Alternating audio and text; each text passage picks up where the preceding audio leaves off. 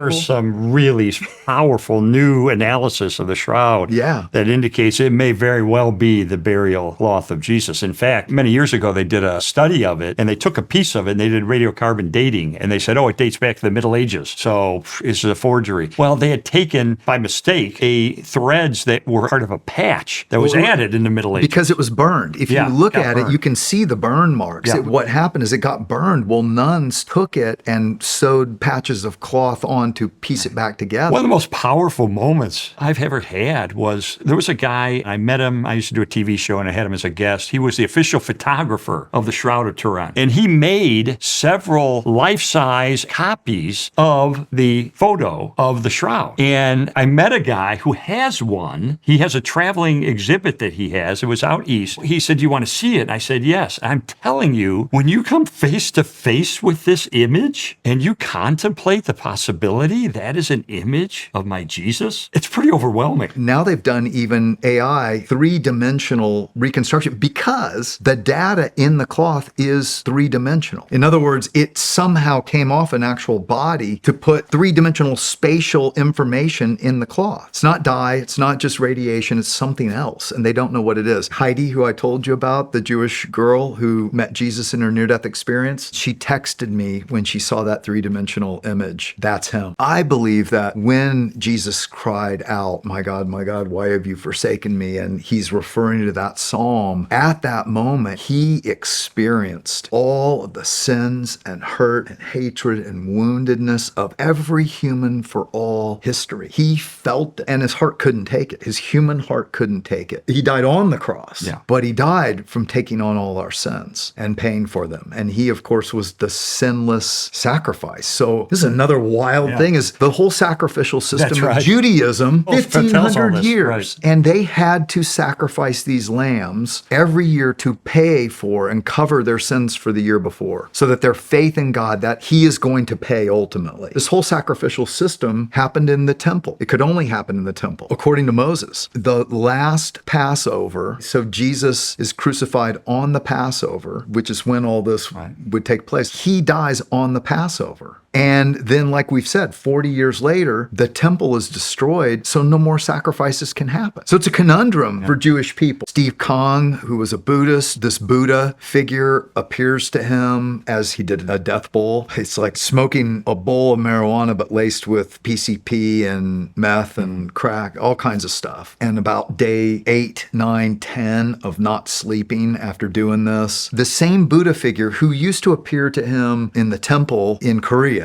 appears to him and starts to convince him that it would be best if he went ahead and took his life. And if he does, he'll get 50,000 years less of hell. And for some reason, he decides that's a great idea. And he slits himself with a butcher knife across his stomach. His mother sees it, calls the police come. He also cuts his throat, and he dies, and he is descending. He knows he's going to hell. He realizes this nice Buddha figure is not Buddha at all. This old man that he thought was a Buddha figure was not at all. He was demonic. And he realizes that on the other side. He actually ends up getting rescued by Jesus. Wow. I interviewed this one guy, Swadik. He was a Muslim imam in Rwanda. He's not a believer in Jesus. He was actually an apologist for Islam. So he would fight in the streets against Christians, why they were wrong. And there's this whole experience where he has a mental breakdown. These people from the Anglican Church pray for him, and he's healed. And he didn't know what to do with that. A year and a half later, he gets blood cancer. So they put him on palliative care. He's going to die. Swadik dies, and he is in this hellish place. He said to me it was like a slaughterhouse. And these three human-like but very distorted creatures come in, one with an axe, one with a scythe and a bucket, and they're about to put the axe through his chest. And he says, into this room steps this man of light in a robe with a beard, and he holds out his hands, and in his wrists are holes and light coming out of them, and light coming out of him into me, Swadik said. And he said, and I felt a peace and a warmth. And he said, I knew who this was. Jesus says to him, I died for mankind. You are among those I died for. Never deny it again, and tell everyone. Swadik sits up, and a sheet falls off his face. And suddenly there are all these people screaming and running. And he's like, what's going on? He had died that evening. It was the next morning, and it was his burial. He looks down to the right and there's a grave dug. And he goes, Jesus is here. Jesus saved me. Jesus brought me back from hell. Jim Woodford, this commercial airline pilot, he had been an agnostic his whole life. Very wealthy man, several multi-million-dollar businesses. Never prayed a day in his life, but his wife was a believer and was praying for him and for his salvation. He told me, he said, John, you know when you're dying. He had an opioid overdose. He had Guillain-Barré and ended up addicted and accidental in his truck looking at the sunset. And as he was dying, he had this thought, you've never thanked God for the life you thought was your own making. Wow. And he looks back now and says he thinks that was the Lord going, one last time, buddy, what are you going to do? And he cried out, God, forgive me. So he first has a hellish vision of actually a creature who knew his name calling to him. And again, he cries out to God for help. And these three angels come and rescue him. One was his guardian, one was a scribe angel, and one was a warrior. One was 10 feet, one another 12 and 15 feet. Jim is there with these angels and he sees these 6 streaks of light going up. He said to the angel, what are those? And the angel said, those are the prayers of your family for your soul going to the throne of God even as we speak. Wow. His body's dead in a truck, but his family, 6 family members, were circled up in his home, holding hands, praying that Jesus would rescue him and send him back.